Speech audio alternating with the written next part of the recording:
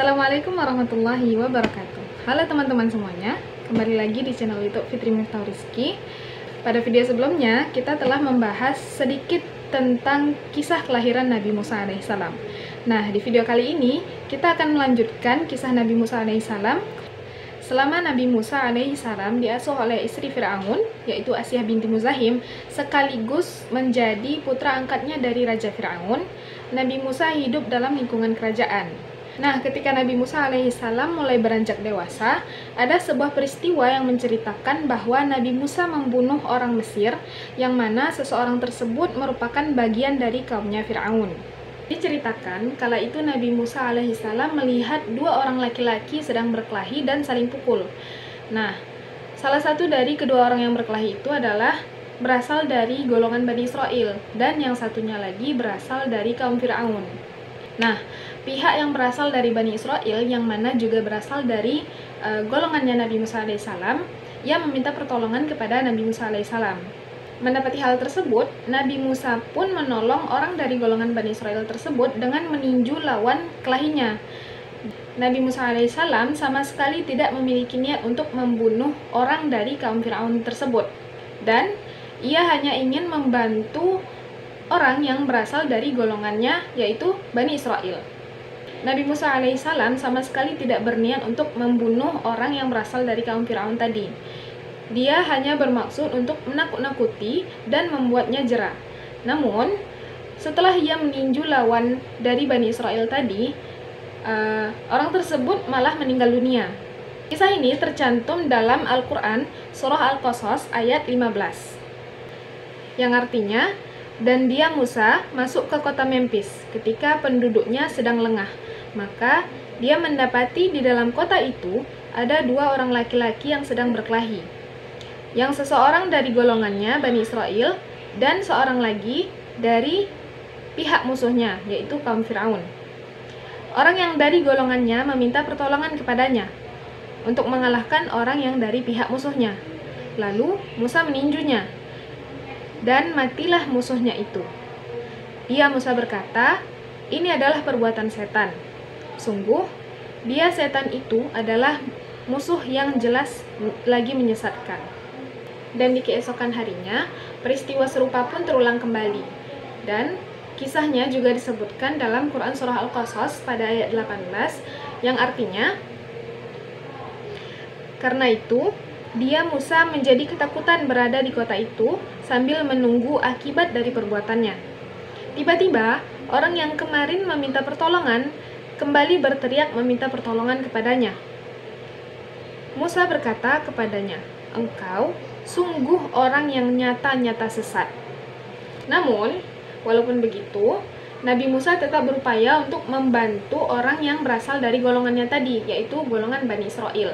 Saat Nabi Musa alaihissalam akan memukul orang yang berasal dari kaum Fir'aun tadi, orang tersebut berkata kepada Nabi Musa, yang mana peristiwa ini juga dijelaskan dalam Quran Surah Al-Qasas di ayat berikutnya, yaitu ayat 19, yang artinya, maka ketika dia Musa hendak memukul dengan keras orang yang menjadi musuh mereka berdua, dia musuhnya berkata, 'Wahai Musa, apakah engkau bermaksud membunuhku?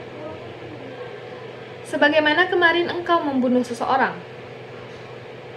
Engkau hanya bermaksud berbuat sewenang-wenang di negeri ini, dan engkau tidak bermaksud menjadi salah seorang dari orang-orang yang mengadakan perdamaian.' Nah, setelah Nabi Musa alaihissalam mendengarkan perkataan dari kaum Fir'aun tadi, ia pun mengurungkan niatnya untuk membantu orang yang berasal dari golongan Bani Israel tersebut dan meninggalkan keduanya. Sampai suatu ketika, Fir'aun pun mengetahui kejadian yang menyebabkan satu orang dari golongannya meninggal dunia diakibatkan oleh Nabi Musa alaihissalam. Maka Fir'aun pun langsung mengutus ajudannya untuk menjemput Nabi Musa dan memberikan hukuman kepada Nabi Musa.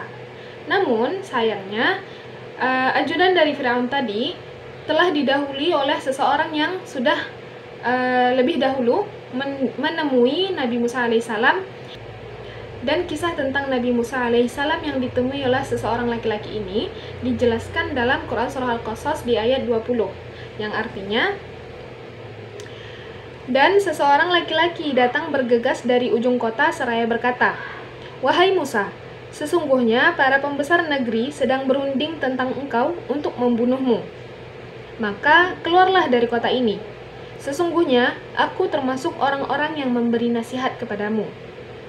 Lalu Nabi Musa pun keluar dari kota tersebut dengan perasaan takut dan waspada kalau ada yang menyusulnya dan kemudian membunuhnya. Dalam kondisi seperti ini, Nabi Musa alaihissalam berdoa kepada Allah. Dan kutipan doa ini terkandung dalam Quran Surah Al-Qasas ayat 21 yang artinya, "Ya Tuhanku, selamatkanlah aku dari orang-orang yang zalim itu." Kemudian, setelah Nabi Musa alaihissalam meninggalkan kota tempat ia tidak sengaja membunuh orang dari kaum Fir'aun tadi, ia pun diberi petunjuk oleh Allah untuk menuju ke sebuah negeri bernama Madian sampai waktu yang ditentukan. Dan di negeri Madian ini, Nabi Musa mendapatkan kehormatan dan keistimewaan, yaitu berupa peristiwa ia berdialog langsung dengan Allah. Nabi Musa alaihissalam adalah seorang nabi dan rasul yang memiliki julukan Kalimullah, yang artinya orang yang diajak berbicara oleh Allah. Hal ini dijelaskan dalam Quran Surah An-Nisa ayat 164 yang penggalan ayatnya adalah "Wa kallamallahu Musa taklima", yang artinya, dan Allah telah berbicara kepada Musa alaihissalam secara langsung. Baiklah teman-teman semua, sampai di sini saja video kita pada kali ini. Nah, di video berikutnya kita akan membahas tentang pertemuan Nabi Musa alaihissalam dengan dua orang putri dari Nabi Syuaib alaihissalam. Bagi teman-teman yang ingin tahu kelanjutan dari kisah Nabi Musa ini, stay tune di video-video berikutnya. Semoga bermanfaat. Barakallahu fikum. Assalamualaikum warahmatullahi wabarakatuh.